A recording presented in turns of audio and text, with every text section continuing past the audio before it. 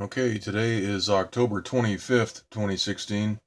Right now at 8:12 p.m. in the foothills of Los Angeles, we have a barometric pressure of 30.05.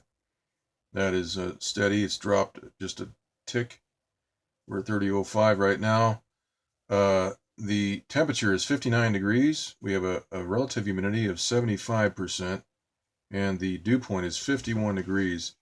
Today, most of the day, we had clear skies. In late afternoon, it was reported that some chemtrails were visible in the western skies of Los Angeles. And that does not surprise me because what I'm seeing right here, I'm going to make a forecast that tomorrow we will probably see the skies of Southern California be sprayed. So the jets are probably getting fueled up right about now and loaded up with that chemtrail slurry, that coal ash that they spray over us, because we have a moisture field right here moving right towards Southern California. So we're going to see some chemtrails sprayed tomorrow, and those jets are probably getting prepared right about now to do that. Also, we have a huge hurricane right here. This is Seymour, and just as of about not even 10 minutes ago, the National Hurricane Center map was updated. Let's take a quick look at that. Here is Seymour, 150-mile-per-hour winds. So this is a strong Category 4 storm right now. It was just upgraded from 130-mile-per-hour winds, sort of a weak Category 4, to now we're on the heels of a Category 5 with a core pressure of 943 millibar. We have a west-northwest movement now at 15 miles per hour. So this is starting to turn up towards the north. All right, let's take a look at the track of that storm. And we can see here that by Friday, this will be moving in a northerly direction. And now they are forecasting in this latest map that this is going to turn off again to the west. And I'm not surprised by that, because if we go back to the big map here, we can see that we have an opportunity for rain here, and all this moisture field here, this frontal system. But we've got high pressure building in right here, and that will prevent northbound movement of this. This will move north to a point, and they will steer it away. We'll have to watch and see what happens, but it looks like tomorrow we're going to see some aerosols being sprayed because of what's happening right here. There is some high pressure at the surface level right over Southern California. We'll take a look at the surface pressure maps here in a second. Also, we have the jet stream flow right here, which is diving down, and it's being broken up. We have a transmitter right in this area. We can see that area of black is where this transmitter is focusing its energy, and that is weakening this system.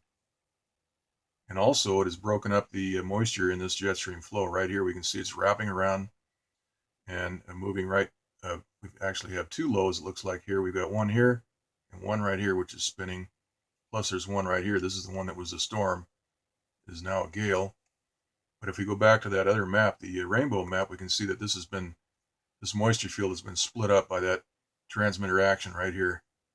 So that heat is evaporating. We can see the evaporation right about here. Some of that moisture is moving through and winding back up into Northern California. There's rain now in Northern California. Okay, so here is the jet stream map right here. We can see that we have a disruption right up here near Alaska, Anchorage right up here, and then it drops down and moves into California. Now the western U.S. map, we can get an idea of what's happening here. We have a forecast for rain on Thursday night as this moves towards the west coast, this area right here. This is a gale force system, as is that one. The problem is we got this hurricane right here. We can see the outer bands of this hurricane advancing to the north. So this hurricane here is going to be a priority.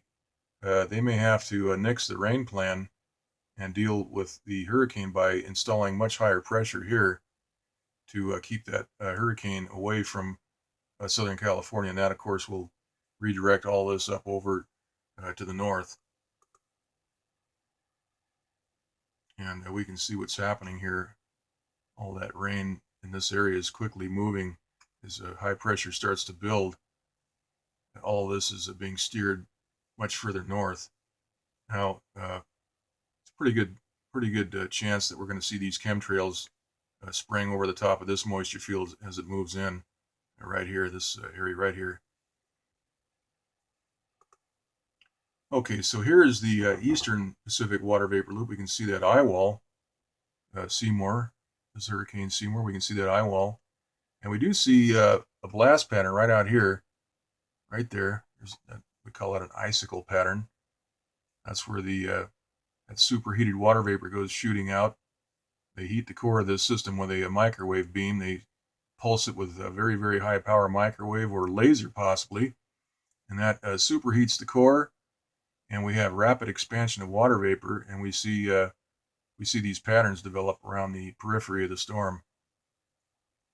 Now they're letting this storm run sort of at full throttle. It may turn into a Category 5, but that will not last long as this moves north. Even though these are very warm waters, they will never let this get up anywhere near California. I can assure you of that.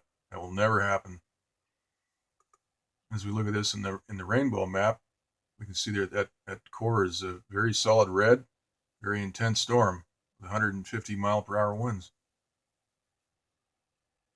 And we can expect to see blast patterns and that sort of thing. We'll keep an eye on this. I don't have the visible light map up right now, but in the morning tomorrow, if there's any evidence of a blast pattern, we'll get a video of that and put that up. All right, here's the surface analysis map. We can see that gale that's just right off of California right here. This is moving to the north as indicated by the arrow, the northeast. And this may drop down and bring some rain, possibly. I don't think so. I don't think we're going to have any rain. I hope I'm wrong about that. Here's the IntelliCast Doppler radar map. We can see that there is some rain in Northern California and Oregon. Mostly in Oregon. They're getting a lot of rain up here. But offshore, also right here off San Diego, we can see a little bit of rain offshore. And there's really nothing offshore here of course, that Doppler doesn't work once we get out to that area that is moving towards far enough offshore. The Doppler does not cover what I'm trying to say. We do see some returns right here, but by tomorrow, I think we're going to see some chemtrail haze being sprayed in order to prevent that rain from this right here. This is a moisture field moving right into Southern California, and we can see that Doppler does not cover this far offshore, so that's why we didn't see that just now. All right, let's take a look at these pressure maps. We have the surface pressure map, and we can see two closed lows right here. This is, again, I keep saying this is rare because at the surface level, usually we don't ever see closed lows. Not in the last couple of seasons that I've been intensely looking at these maps every day. So the chances are good that part of California will get some rain. Now we have a 1,018 millibar pocket of high pressure right here, which is well into the northern part of California. That may steer this up and over. But as we move to the 500 millibar map, we see a couple of lows up here, which are spinning around each other. Let's see if I can refresh that. Nope. Okay. So we have half a map. We have a pretty much of a clean shot here. And the 300 millibar, same thing. We've got actually two lows right here. So the big question is what's going to happen here at the surface level? Is this going to be pumped up to block this and this hurricane? I think it will be, because the hurricane is moving pretty quick at about 15 miles per hour. And that is going to make some, this will be up here very soon, up into these waters up near halfway up the Baja Peninsula. So my forecast is that this will be pumped up. We won't get rain in Southern California. If we do, we'll be lucky. All right, so that's the report. Here's the swell report. We can see that the core of this Hurricane Seymour is generating 38-foot swells. Right off of California, we have anywhere from 6 to 9, 12, 13, 14 foot swells all through this area. And as we go north where that storm was, we've got 20 foot swells right off of British Columbia right here. 13 foot swells right off of Oregon and Washington. Okay, so that's the report. And we'll do another update tomorrow. Probably tomorrow morning. All right, that's it.